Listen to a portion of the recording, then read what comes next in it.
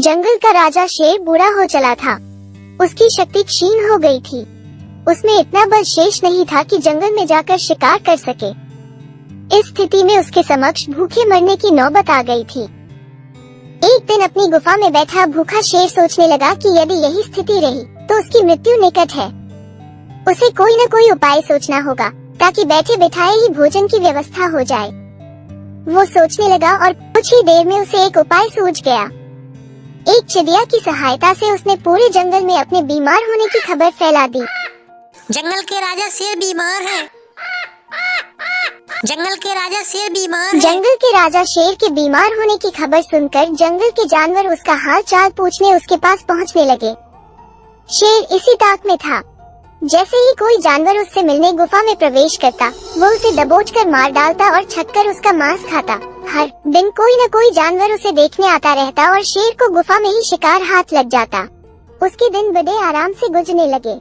अब उसे भोजन के लिए जंगल में भटकने की आवश्यकता नहीं रह गई थी। बिना मेहनत के उसे अपनी ही गुफा में भरपेट भोजन मिलने लगा था। कुछ ही दिनों में वो अच्छा मोटा हो गया। एक सुबह एक लोमड़ी उसे देखने आई। लोमड़ी चालाक थी। वो गुफा के अंदर नहीं गई, बल्कि गुफा के द्वार पर खड़ी हो गई। वहीं से उसने शेर से पूछा, वनराज, आपकी तबीयत कैसी है? क्या अब आप अच्छा महसूस कर रहे हैं? कौन हो मित्र? अंदर तो आओ। मैं बीमार बूढ़ा शेर बाहर तक तुमसे मिलने नहीं आ सकता।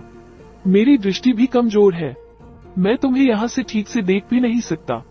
आओ मेरे पास आओ, मुझसे आखिरी बार मिल लो। मैं कुछ ही दिनों का मेहमान हूँ। शेर ने फुसलाकर लोमड़ी को गुफा के अंदर बुलाने का प्रयत्न किया। शेर के बोलते समय लोमड़ी बड़े ही ध्यान से गुफा के आसपास का नजारा ले रही थी। शेर की बात खत्म होते ही वो बोली, वनराज, मुझे क्षमा करें, मैं अंदर नहीं आ सकती। आपकी गुफा में अंदर जाते हुए जानवरों के पैरों के निशान तो हैं, किंतु बाहर आते हुए नहीं। इसका अर्थ मैं समझ गई हूँ। सब कुछ जानते बूझते हुए भी यदि मैं अंदर आ गई तो उस जानवरों की तरह मारी जाऊंगी जिनके पैरों के ये निशान हैं। इसलिए मैं जा रही हूँ। लोमड़ी ने जंगल में जाकर बूढ़े शेर की करतूत सभी जानवरों को बता दी। उसके बाद कोई भी जानवर शेर से मिलने नहीं गया।